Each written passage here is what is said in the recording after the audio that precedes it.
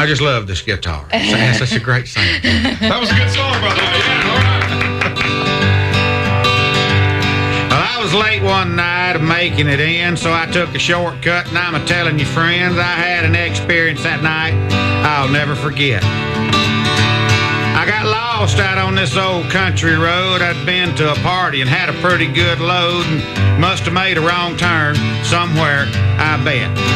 Anyway, the car run hot and I had to slow down and find some place that had some water around and try to cool off, the only transportation I had.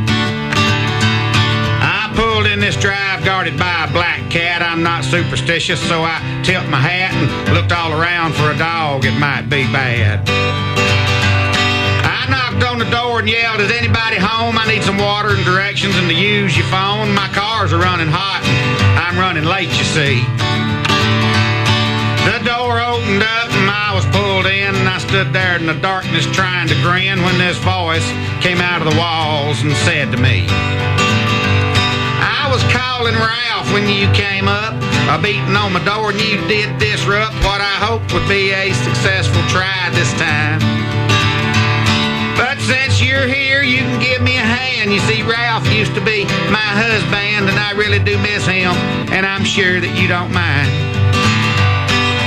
I didn't know what was coming off. I was still stoned, and my car was still lost, so I followed this voice to a room that had some light. There was two other people in this room that was lit. I looked at them and her and about had a fit. And folks, this is what happened to me that night. They were having a seance and needed one more. I turned around and saw the voice lock the door, and I turned back around. Them other two was a-grinning from ear to ear. Then old Ralph's widow grabbed my arm and she said, "Now, son, we don't mean you no harm, and this won't take too long, so just sit down here."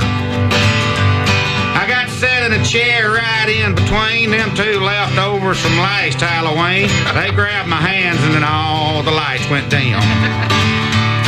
And she started screaming, "Ralph, are you there?" And the table started shaking and I became aware of another's presence. And she said, "Dear God, it's him."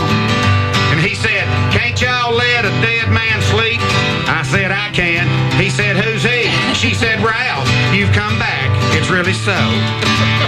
And he said, "Well, who in the world did you think it'd be?" And then he pointed his finger straight at me and he said, "Leave." And I said, "Please." And he said, "Go." Well, I tried to get up, but they had my hands. I said, "Ralph, I'm trying as hard as I can, but these two nuts here won't turn loose of me."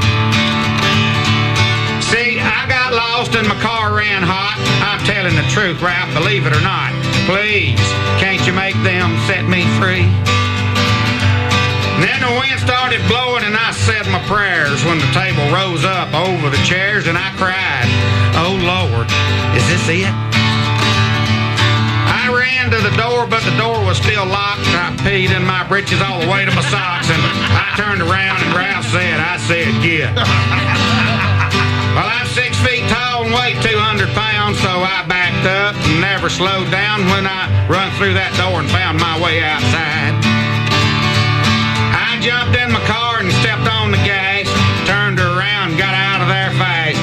Hot or not, I was just happy to be alive. Now, believe it or not, this is my song and it has a moral for you to ponder on. Don't go driving down the wrong road going home.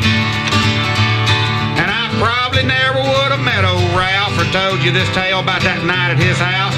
None of this never would have happened if I hadn't have been stoned.